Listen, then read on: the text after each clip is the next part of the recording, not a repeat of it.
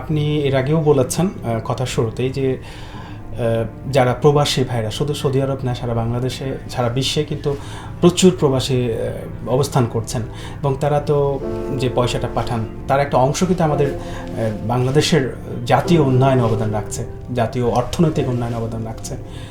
তো বাংলাদেশ সফলতার দিকে এগিয়ে যাচ্ছে, বাংলাদেশ মধ্যম আয়ের দেশে পরিণত হয়েছে। বিভিন্ন উন্নয়নের কথা আপনি বলেছেন, পদ্মা সেতুর কথা বলেছেন, মেট্রো রেলের কথা বলছেন, এগুলো প্রবাসীদের আয়ের একটা অংশ কিন্তু রয়েছে এখানে। তো প্রবাসী হিসেবে আপনি একজন রেমিটেন্স যোদ্ধা নিজেকে কল্পনা করেন কিনা? অত্যন্ত আসলে খুব ভাবিয়ে তোলে আমাকে মাঝে মাঝে, কারণ আমি যখন ভাবি যে আমি একজন প্রবাসী যোদ্ধা, কারণ আমি শুরুতে বলেছিলাম যে 1971 সনে আমাদের দেশ স্বাধীন হয়েছে। স্বাধীনতার পরবর্তী সময়ে একটা ভঙ্গুর অবস্থা ছিল, একটি ভঙ্গুর অবস্থা এবং দুর্ভিক্ষ ছিল বাংলাদেশ।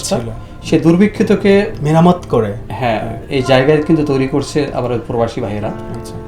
তো সেই ক্ষেত্রে আপনি দেখেন একজন প্রবাসীদের, যদিও আমরা আজকে রেমিটেন্স যোদ্ধা আপনি বলেন, আমরা কিন্তু স্বীকৃতি দেই না, কিন্তু আমরা মনে মনে ভাবি যে আমরা প্রবাসী যোদ্ধা বা আমরা একজন ফাইটার, ফ্রিডম ফাইটার বলি বা প্রবাসী ফাইটার বলি, যেটা স্বাধীনতার জন্য যুদ্ধ করেছেন। আমরা দেশকে মেরামত করার জন্য, দেশের সমৃদ্ধিকে, দেশের উন্নয়নের ক্ষেত্র, অর্থনৈতিক কাঠামোকে আরো সমৃদ্ধশীল করার জন্য। আপনি দেখেন কোন ক্ষেত্রটা নেই যে প্রবাসীদের অবদানটা নেই। আচ্ছা, তো সেই ক্ষেত্রে আপনি যদি একটু অ্যানালাইসিস করেন বা ভাবেন, তাহলে প্রবাসীরা কি পেলাম, আমরা কি পেলাম?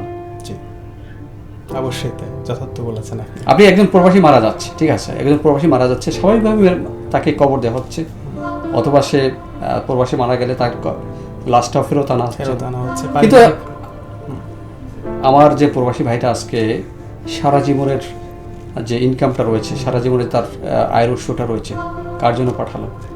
আমি যখন রেমিটেন্স পাঠাই তখন আপনি জানেন যে সরকারের একটি অংশ কিন্তু সেখানে যাচ্ছে, রেমিটেন্সের যে একটা অংশ, সেখান থেকে উন্নয়নের ক্ষেত্র তৈরি হচ্ছে। কিন্তু একজন প্রবাসী ভাইকে সেইভাবে কিন্তু মূল্যায়ন করা হচ্ছে না কোনো দিকে।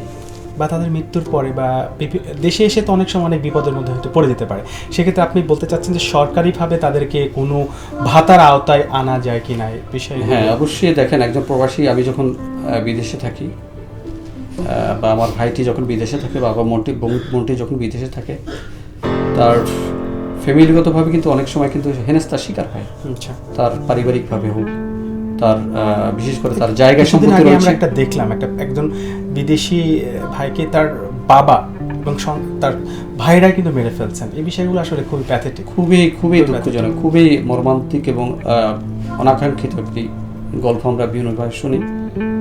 তো এই যে মনে করেন যে আমাদের নিরাপত্তা যেটি রয়েছে, আপনি যে কথাটি বলছেন, আমাদের প্রবাসীদের এভিডেন্সের যারা যোদ্ধা রয়েছে, আমি মনে করি সরকারের পক্ষ থেকে হোক বা গভর্নমেন্টের পক্ষ থেকে হোক, অন্ততপক্ষে তাদেরকে এই জায়গাটিতে আরো ভাবা দরকার, যাতে করে একজন প্রবাসীর সুরক্ষা দেওয়াটা, বাকি জীবনটা যাতে স্বাচ্ছন্দ্যে পরিচালনা করতে পারে। রাইট।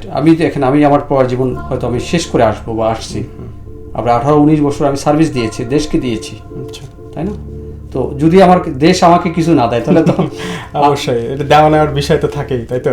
এভাবে কিন্তু আমি না, আমাকে দিয়ে আমি এক্সাম্পল দেখালাম। তো এরকম তো 1,20,00,000 প্রবাসী কিন্তু এখন রয়েছে বিভিন্ন দেশে। সবচেয়ে বেশি কিন্তু প্রবাসী সৌদি আরবে রয়েছে। অবশ্যই অনেক বাংলাদেশি আছেন, বাংলাদেশি শ্রমিকদের কিন্তু অন্যান্য দেশের চাহিদা আছে অনেক বেশি। তো সেই ক্ষেত্রে বাংলাদেশের এই শ্রমিকরা কি গতানুগতিকভাবেই যাবে নাকি অন্য কোনোভাবে, বা তাদেরকে দক্ষ করে পাঠানো গেলে কি আরও ভালো হয়? আপনার পক্ষ থেকে কী ধরনের পরামর্শ থাকতে পারে যারা নতুন প্রবাসে যেতে চায়? যে কোনো শ্রমিক যদি বিদেশে যায় তাহলে সবচেয়ে আমি মনে করছি যে আমার অভিজ্ঞতা থেকে, যে একটি দক্ষ শ্রমিক এবং অদক্ষ শ্রমিকের কিন্তু পার্থক্য রয়েছে। একটি দক্ষ শ্রমিকের সে মাসিক ইনকাম হতে পারে প্রায় 1 লক্ষ থেকে 2 লক্ষ টাকা, কিন্তু একটা অদক্ষ শ্রমিকের বেতন হতে পারে মাত্র 20 থেকে 50,000 টাকা, বাংলাদেশি টাকায় যেটা আমরা বলি। তাহলে আমরা কেন দক্ষ হব না? সেটাই। একদিকে আমি আমার ফ্যামিলিকে আমার যে সাপোর্টটা করছি টাকা দিয়ে, এবং আমার দেশকে আমি সাপোর্টটা করছি, সেদিকে মনে করছি যে একটি দক্ষ শ্রমিক বাংলাদেশ থেকে, যে মিডল ইস্টের মধ্যে সবচেয়ে বেশি শ্রমিকগুলি যাচ্ছে, সেখানে কোনো দেশে কিন্তু দক্ষ হয়ে যাওয়ার কোনো সুযোগ নেই। এই ক্ষেত্রে যদি বাংলাদেশের জনশক্তি যেটা রয়েছে আর বাংলাদেশ সরকারের পক্ষ থেকে যদি আমরা শ্রমিকগুলি পাঠাই, সেখানে যদি আমাদের শ্রমিকদের বিশেষ করে যে কাজগুলি করা হয় কানেকটেশন সাইটে, আমরা ইলেকট্রিক অথবা এসি মেকানিক, এই ধরনের কাজগুলি কিন্তু প্রবাসে বেশি কাজ হচ্ছে। তো এই কাজগুলি মাথায় রেখে বেশি, হ্যাঁ, যদি এই কাজগুলি আমরা আমাদের জনশক্তি যে ব্যুরো রয়েছে অথবা আমাদের গভর্নমেন্টের পক্ষ থেকে আমাদের প্রবাসী কল্যাণ মন্ত্রণালয় রয়েছে অথবা আমাদের বৈদেশিক মন্ত্রণালয় রয়েছে, প্রশিক্ষণ দিয়ে হ্যাঁ, দক্ষ করে পাঠানো হলে হয়তো, যেভাবে আপনারা দেখেন যে আপনার সিঙ্গাপুরে যখন আমরা শ্রমিক পাঠাই, প্রতিটি সিঙ্গাপুরের শ্রমিকদের কিন্তু আপনার একটি পিরিয়ড থাকে যেখানে তাদেরকে শিক্ষা দেওয়া হয়।